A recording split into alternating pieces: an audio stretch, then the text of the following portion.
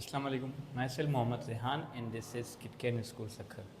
Today we are going to cover Unit 14 Electrostatics of Class 10th Physics. The topic of discussion is electrostatics और static electricity. ये electrostatic या फिर static electricity है क्या?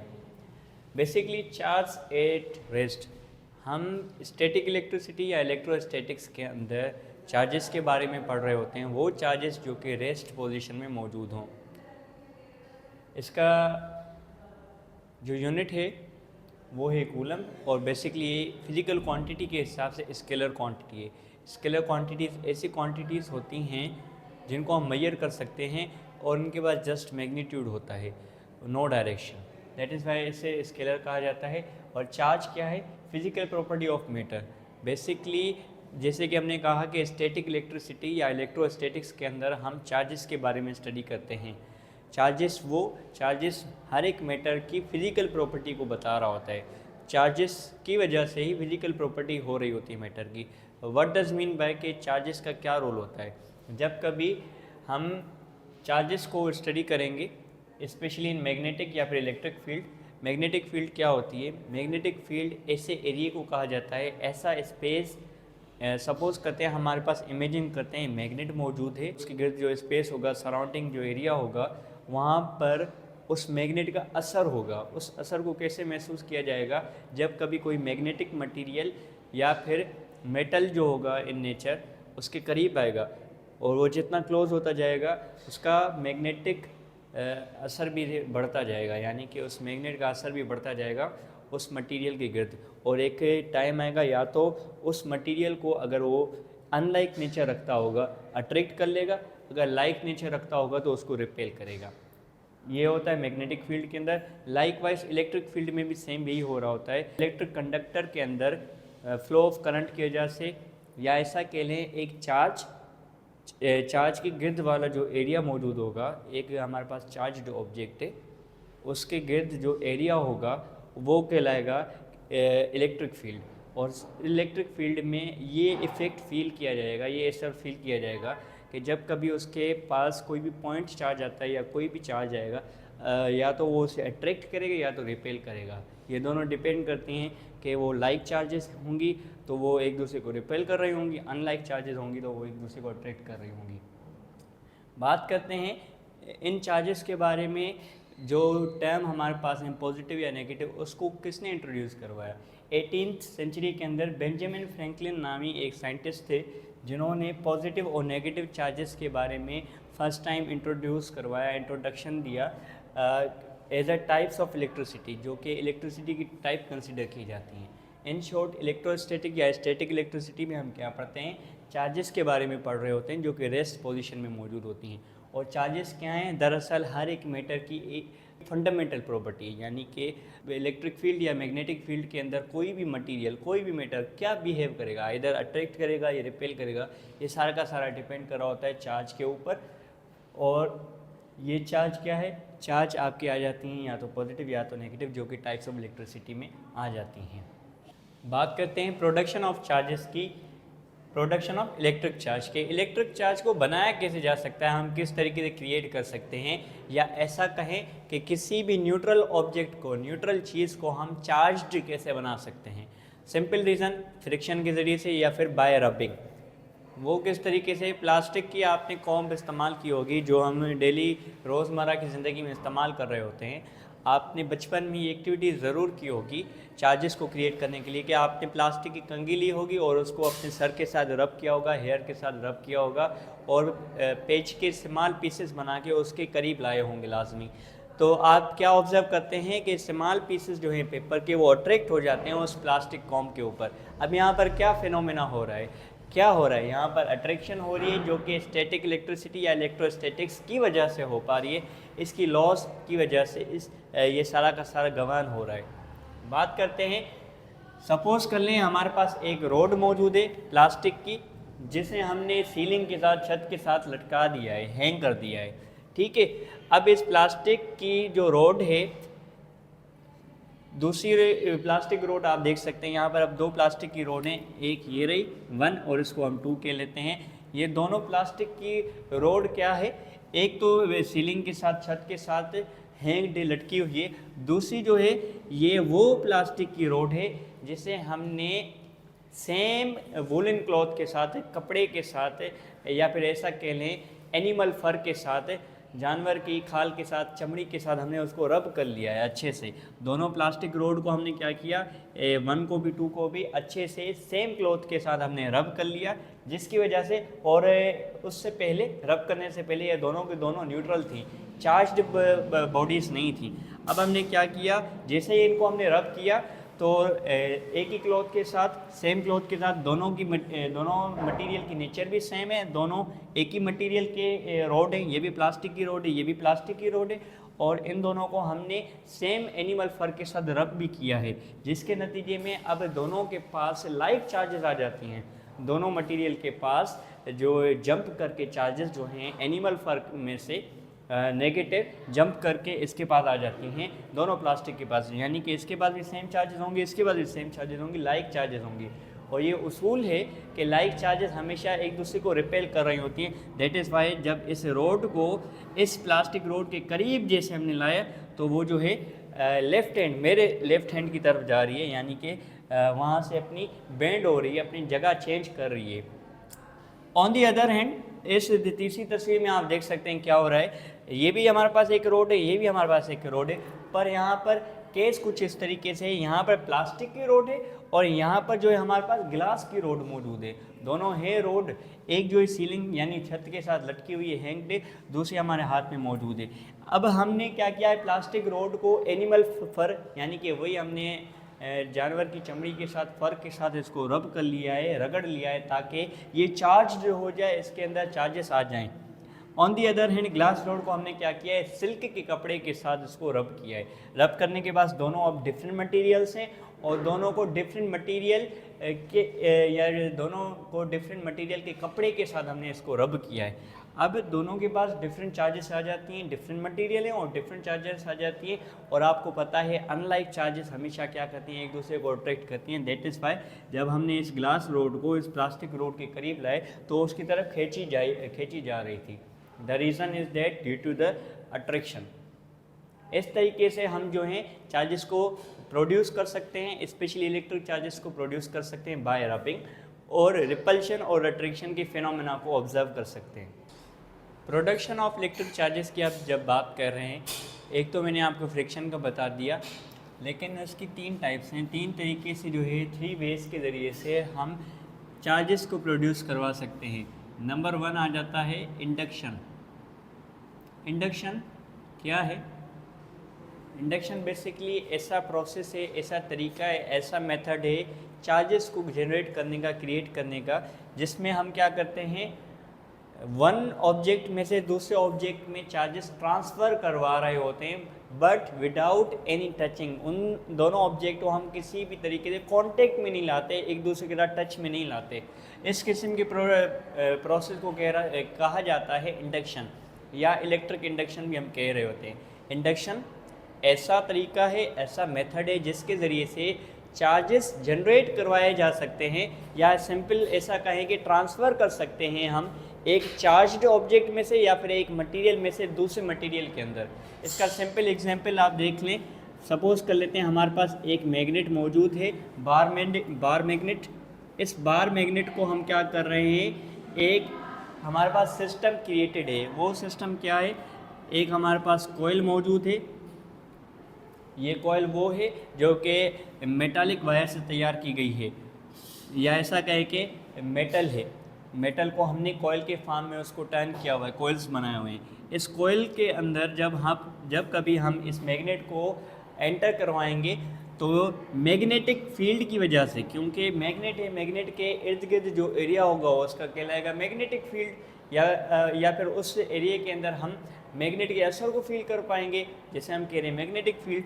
जब इस मैग्नेट को इस मेटालिक कॉइल्ड वायर के अंदर हम एंटर करवाएंगे, क्योंकि ये सर्कुलर फॉर्म में, ठीक है, इस सर्कुलर फॉर्म के अंदर जब हम उस मेटल को एंटर करवाएंगे, मैग्नेट को हम एंटर करवाएंगे, due to its magnetic field क्या होगा, मैग्नेटिक फील्ड के अंदर चेंजिंग आएगी, या फिर ऐसा कहें फील्ड्स के अंदर चेंजिंग आएगी। इस फील्ड के अंदर चेंजिंग या मैग्नेटिक फील्ड की चेंजिंग की वजह से, मैग्नेटिक फील्ड की वजह से इलेक्ट्रॉन्स जो है क्रिएट होना स्टार्ट हो जाएंगे, या ऐसा कहेंगे इलेक्ट्रॉन्स जो हैं वो ट्रांसफ़र होंगे इस कॉइल के अंदर, और इस कॉइल के अंदर ट्रांसफ़र की वजह से फ्लो ऑफ चार्जेस आ जाएगा, और इस फ्लो ऑफ चार्जेस को हम कह रहे होते हैं करंट, यानी कि इस कॉइल के अंदर करंट की प्रोडक्शन हो जाएगी। समझ गए आप? यानी कि इंडक्शन ऐसा प्रोसेस है, ऐसा मेथड है जिसके अंदर हम चार्जेस को जनरेट कर सकते हैं विदाउट टचिंग द ऑब्जेक्ट। अब हमने मैग्नेट को इस कॉइल के साथ टच करवाया? बिल्कुल भी टच नहीं करवाया, जस्ट हमने उसको एंटर किया है उस कॉइल के अंदर। ये कहलाता है हमारा इंडक्शन। सेकेंड थिंग आ जाती है कंडक्शन, CONDUCTION। कंडक्शन बेसिकली ऐसा मेथड है, ऐसा तरीका है जिसके ज़रिए से हम चार्जेस को ट्रांसफ़र करते हैं, जनरेट कर पाते हैं, भेज पाते हैं एक ऑब्जेक्ट में से दूसरे ऑब्जेक्ट में, but with the help of touching, यानी कि दोनों ऑब्जेक्ट आपस में कांटेक्ट में होते हैं। इसका एग्जांपल इंडक्शन का मैं आपको एग्जांपल दे दूं, वो आपका हो गया वायरलेस चार्जर। आपके जो वायरलेस चार्जर हैं वो किस तरीके से काम कर रहे होते हैं? विदाउट वायर्स हमारा एक डिवाइस जो है चार्ज हो पा रहा होता है, वो भी इंडक्शन की हेल्प की वजह से। यहाँ पर आप एग्जांपल देख सकते हैं इंडक्शन का wireless charger. On the other hand conduction आपका क्या है? कंडक्शन में हमारे चार्जेस जो होते हैं जो हैं वो ऑब्जेक्ट के साथ टच में होते हैं, देन ही उनकी चार्जेस की ट्रांसफरेंस हो पाती है। ऐसा प्रोसेस कहलाता है कंडक्शन। ये तरीका होता है चार्जेस को क्रिएट करने का, जो हम कह रहे हैं कंडक्शन। थर्ड नंबर पे आ जाता है फ्रिक्शन, जो कि मैंने स्टार्टिंग में ही डिस्कस किया हमने, वो कॉम्प वाला एग्जांपल फ्रिक्शन के अंदर ही आ रहा है। Production of electric charges with the help of rubbing. हम किसी भी ऑब्जेक्ट को रब करके उसको चार्ज्ड बना देते हैं, इस तरीके से वो चार्ज्ड बन जाता है, या फिर इस तरीके से हम चार्जेस को जनरेट कर लेते हैं, क्रिएट कर लेते हैं। This is the three process or methods of creating और generating the electric charges: induction, conduction and friction. बात करते हैं इलेक्ट्रोस्कोप की।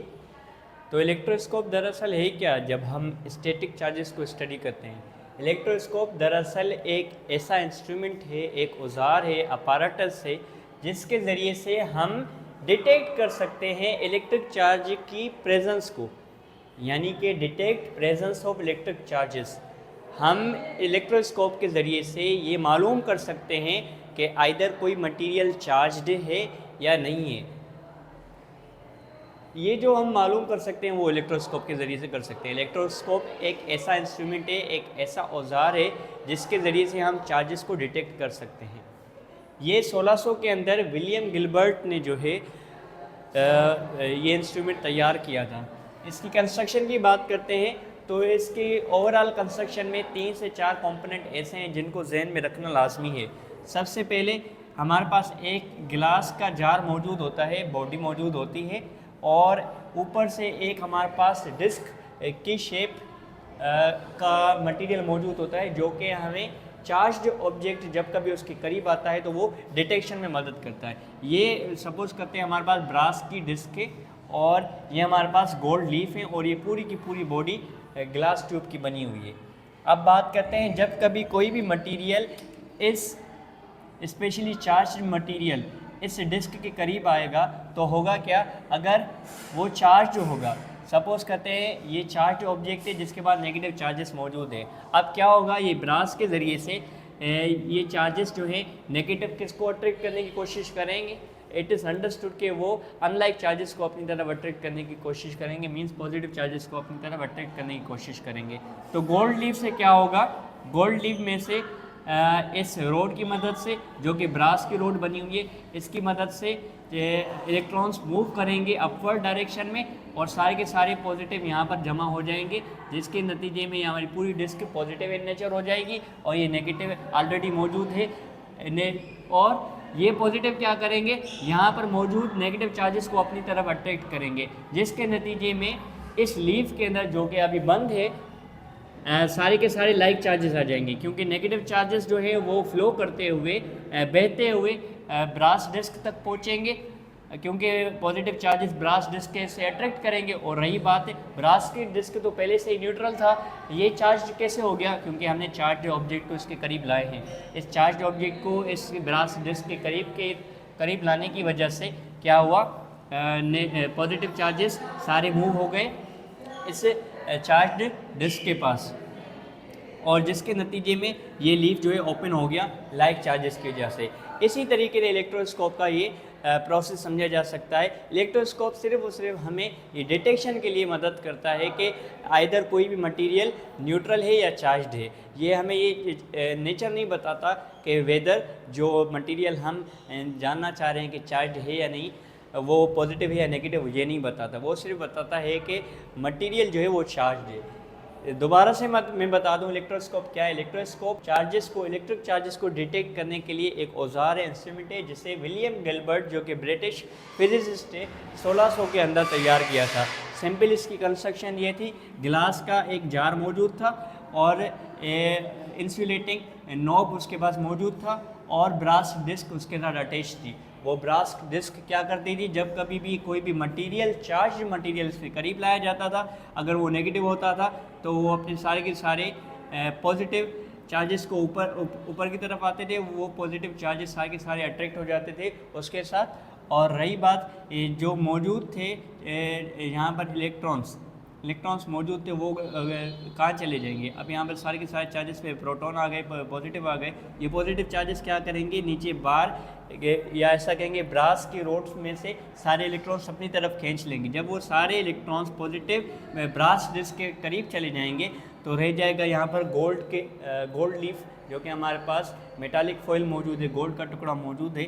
इसके चार्जेस क्या करेंगे, वो दोबारा से ब्रास डिस्क के करीब मूव करना शुरू कर देंगे।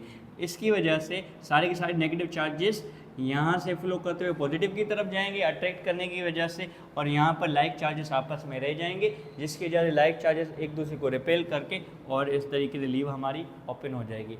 जिससे ये हमें पता चलेगा, कंक्लूजन ये मिलेगा कि जो मटेरियल हम लाए हैं ब्रास के डिस्क के करीब वो चार्ज्ड है। Now we discuss Coulomb's law. Coulomb's law को जब हम डिस्कस करते हैं तो दरअसल कूलम्स लॉ कहता क्या है और किसने इंट्रोड्यूस करवाया था? सबसे पहले ये फ्रेंच फिजिसिस्ट थे जिनका नाम था चार्ल्स ऑगस्टिन डी कूलम। 1785 के अंदर इन्होंने एक लॉ इंट्रोड्यूस करवाया था, स्टैटिक इलेक्ट्रिसिटी या इलेक्ट्रोस्टैटिक्स को जहन में रखते हुए, चार्जेस की स्टडी को जहन में रखते हुए। इनके हिसाब से सबसे पहले मैं एप्लीकेशन बता दूं, फिर बता देता हूं कि इनका लॉ क्या कह रहा था।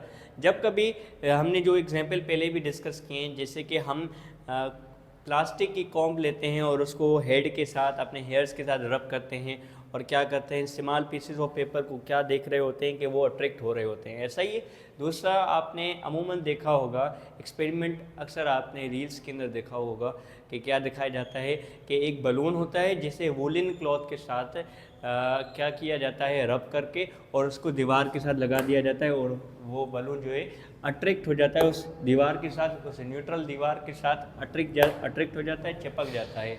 अब यहाँ पर ये जो एग्जाम्पल मैंने आपको बताया कि बलून किस तरीके से दीवार के साथ चिपक रहा है और किस तरीके से कागज़ के टुकड़े आपकी प्लास्टिक की कंघी के साथ चिपक जाते हैं, ये सारे के सारी एप्लीकेशन है कूलम्स लॉ की। कूलम लॉ क्या कहता है, उर्दू में समझ लें। कूलम लॉ ये कहता है जब कभी आपके पास दो चार्ज बॉडीज़ होंगी, तो चाहे वो कोई भी हों, उनके दरमियान में एक फोर्स प्रोड्यूस होती है, एक कशिश प्रोड्यूस होती है, जिसे हम कहते हैं इलेक्ट्रोस्टैटिक फोर्स। वो इलेक्ट्रोस्टैटिक फोर्स दो किस्म की हो सकती हैं, या तो उस फोर्स के नतीजे में वो दोनों चीज़ें आपस में एक दूसरे को अट्रैक्ट कर लेंगी, एक दूसरे को जकड़ लेंगी, या तो रिपेल करेंगी, एक दूसरे को धकेल लेंगी। अब अगर वो अट्रैक्ट कर रही है तो वो इलेक्ट्रोस्टैटिक फोर्स अट्रैक्शन के लिए रिस्पॉन्सिबल है, अगर वो एक दूसरे को रिपेल कर रही है तो वो इलेक्ट्रोस्टैटिक फोर्स रिपल्जन के लिए रिस्पॉन्सिबल है। बात करते हैं दोनों सेंस में हो क्या रहा है और ये कशिश कैसे प्रोड्यूस हो रही है और इसका असर कैसे होगा। सपोज करते हैं हमारे पास दो चार्ज्ड बॉडीज़ मौजूद हैं, अगर हम उनको करीब लाएंगे, आपको क्या लगता है अगर उनके पास इलेक्ट्रोस्टैटिक फोर्स अट्रैक्शन वाली मौजूद है, जब उनको हम करीब लाएंगे तो क्या होगा, उसका असर ज़्यादा होगा। बिल्कुल ऐसा ही है। और अगर वो अनलाइक हैं, दोनों के पास अनलाइक चार्जेस मौजूद हैं और इलेक्ट्रोस्टैटिक फोर्स है इन दोनों के दरमियान में जो है वो रिपल्शन के लिए रिस्पॉन्सिबल है, तो क्या होगा जब हम उनको करीब लाएंगे, उनका डिस्टेंस कम करेंगे, जाहिर सी बात है वो एक दूसरे को मज़ीद धकेल लेंगे, दूर कर लेंगे। अब यहाँ पर क्या आ रहा है, यहाँ पर आता है कूलम्स लॉ। वो किस तरीके से, जब कभी हमने जो चार्ज की हैं बॉडीज़, अगर उन चार्ज्ड बॉडीज़ के अंदर जो चार्जेस मौजूद हैं उनका मैग्नीट्यूड यानी कि मिकदार ज़्यादा है तो अट्रैक्शन भी ज़्यादा होगी या फिर रिपल्शन भी ज़्यादा होगी। जितनी ज़्यादा चार्जेस इन दोनों के दरमियान में होंगी, दो ऑब्जेक्ट के दरमियान में, उतनी ज़्यादा या तो अट्रैक्शन होगी या तो रिपल्शन होगी। एक ये चीज़ आपकी क्लियर होनी चाहिए, यानी कि इलेक्ट्रोस्टैटिक फोर्स हम जिसे कह लें, जिसे हम डिनोट कर रहे हैं एफ के साथ, वो डायरेक्टली प्रोपोर्शनल होगी, यानी कि फोर्स भी बढ़ेगी अगर वो दोनों ऑब्जेक्ट जो है, दोनों ऑब्जेक्ट जो चार्ज हैं उनकी क्वांटिटी भी ज़्यादा है। दैट इज़ वाई यहाँ पर क्या कहा जा रहा है, कूलम्स लॉ के हिसाब से electrostatic force will be directly proportional to the magnitude of the charges, combined charges जो ये होंगे, पॉइंट चार्जेस हम कह लें ये, और inversely proportional to the distance between them, और उनके और इलेक्ट्रोस्टैटिक फोर्स चाहे रिपल्शन की हो या अट्रैक्शन की हो वो कम होती जाएगी, घटती जाएगी जितना उसका हम डिस्टेंस बढ़ाएंगे। इन सिंपल वर्ड्स ये था कूलम्स लॉ, जो कि हमें बताता है कि इलेक्ट्रोस्टैटिक फोर्स डायरेक्टली प्रोपोर्शनल होगी to the magnitude of the charges and inversely proportional to the distance between them. तो इस हिसाब से कूलम्स लॉ में डिनोट करता है F equal to Q1 upon Q1 multiply Q2 upon R square.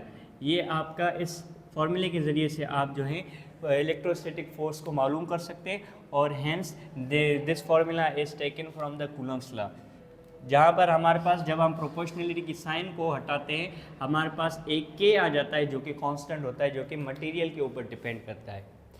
अब पढ़ते हैं electric field and electric field intensity के बारे में। दरअसल इलेक्ट्रिक फील्ड होती क्या है, पहले ही मैंने आपको थोड़ा आइडिया दे दिया था कि इलेक्ट्रिक फील्ड हो या फिर मैग्नेटिक फील्ड हो, ये दरअसल एक एरिया होता है जहाँ पर हम इफ़ेक्ट को फील कर सकते हैं, वो कहलाती है फील्ड। सपोज करते हैं हमारे पास एक कंडक्टर मौजूद है, उस कंडक्टर में से चार्जेस फ्लो कर रहे हैं, उस फ्लो ऑफ चार्जेस की वजह से करंट प्रोड्यूस हो रहा है उस कंडक्टर में से। सपोज कर लेते हैं हमारे पास एक बिजली की तार है, उस बिजली की तार में से इलेक्ट्रिक चार्जेस फ्लो कर रहे हैं जिसे हम कहते हैं करंट। अब उस करंट के गिर्द प्रोड्यूस होगी मैग्नेटिक फील्ड और इलेक्ट्रिक फील्ड भी। दरअसल आपकी इलेक्ट्रिक फील्ड क्या कहलाती है, इलेक्ट्रिक फील्ड कहलाती है, सपोज करते हैं हमारे पास ये चार्ज्ड बॉडी है, एक ऑब्जेक्ट है जो कि चार्ज्ड है, और इस चार्ज्ड ऑब्जेक्ट के गिर्द अब दूसरे चार्जेस को जब हम इनके करीब लाएंगे या तो अट्रैक्शन होगी या तो रिपल्शन होगी। अब ये अट्रैक्शन हो रही है तब भी क्यों हो रही है, रिपल्शन हो रही है तब भी क्यों हो रही है, इट डिपेंड्स, क्योंकि वो जो ऑब्जेक्ट चार्ज्ड मौजूद है उसकी वजह से उस एरिया के अंदर इफेक्ट महसूस हो रहा है, फोर्स को फील किया जा रहा है। ऐसे इसे कहते हैं इलेक्ट्रिक फील्ड। यानी कि इलेक्ट्रिक फील्ड क्या होता है, किसी भी चार्ज्ड बॉडी की वजह से दूसरा मटेरियल, स्पेशली दूसरा चार्ज्ड मटेरियल या दूसरे चार्जेस या तो अट्रैक्ट हो या तो रिपल्शन हो, इट मीन्स वहाँ पर इलेक्ट्रिक फील्ड मौजूद है। इलेक्ट्रिक फील्ड या फिर इलेक्ट्रिक इंटेंसिटी। इलेक्ट्रिक फील्ड को हम ज़ाहिर किससे करते हैं, इलेक्ट्रिक फील्ड को हम ज़ाहिर करते हैं इस इक्वेशन के ज़रिए से। ये इक्वेशन क्या बता रही है, जहाँ पर E डिनोट करता है इलेक्ट्रिक फील्ड को और F डिनोट करता है फोर्स को और Q डिनोट करता है चार्ज को। यानी कि इलेक्ट्रिक फील्ड क्या है, इलेक्ट्रिक फील्ड वो एरिया जहाँ पर फोर्स लगेगी, कशिश लगेगी, या तो अट्रैक्ट किया जाएगा या तो रिपेल किया जाएगा, किससे, चार्ज को। यानी कि फोर्स लगेगी चार्ज के ऊपर, किसी भी चार्ज के ऊपर या फिर वो जो चार्ज बॉडी हम लाएंगे उसके ऊपर। और इसका यूनिट क्या बनता है, जैसे ये फोर्स का जो यूनिट है वो है न्यूटन, और चार्ज को हम रिप्रेजेंट करते हैं यूनिट कूलम के साथ, तभी N/C या फिर इसे हम इस तरीके से डिनोट करते हैं। हेंस इलेक्ट्रिक फील्ड के बारे में पता चल गया। बात करते हैं जब कभी हमारे पास चार्जेस मौजूद होते हैं, वो चार्जेस किस तरीके से इलेक्ट्रिक फील्ड के अंदर इमेजिनरी लाइंस दिखाते हैं। सपोज करते हैं, हम तस्वर करते हैं कि हमारे पास चार्ज मौजूद है, पॉजिटिव चार्ज। अब पॉजिटिव चार्ज में जाहिर सी बात है या तो अट्रैक्शन होगी या तो रिपल्जन होगी, डिपेंड्स ऑन कि लाइक है या अनलाइक है। लेकिन इसकी जो लाइन्स है वो किस तरीके से ड्रॉ होती हैं, हमेशा जो पॉजिटिव चार्ज होता है उसमें लाइन्स आउटवर्ड निकलती हैं, बाहर की तरफ निकलती हैं, और जो हमारे पास नेगेटिव चार्ज होता है उसकी लाइन्स हमेशा इनवर्ड होती हैं। लाइकवाइज जब हमारे पास टू डिफरेंट चार्जेस को हम करीब ला रहे हैं, ये देख सकते हैं कि पॉजिटिव चार्जेस में से इलेक्ट्रिक लाइन्स क्या कर रही हैं, वो आउटवर्ड निकलकर इनवर्ड जा रही हैं नेगेटिव चार्ज की तरफ। हेंस आप देख सकते हैं अट्रैक्शन का फिनोमेना दिखाई दे रहा है।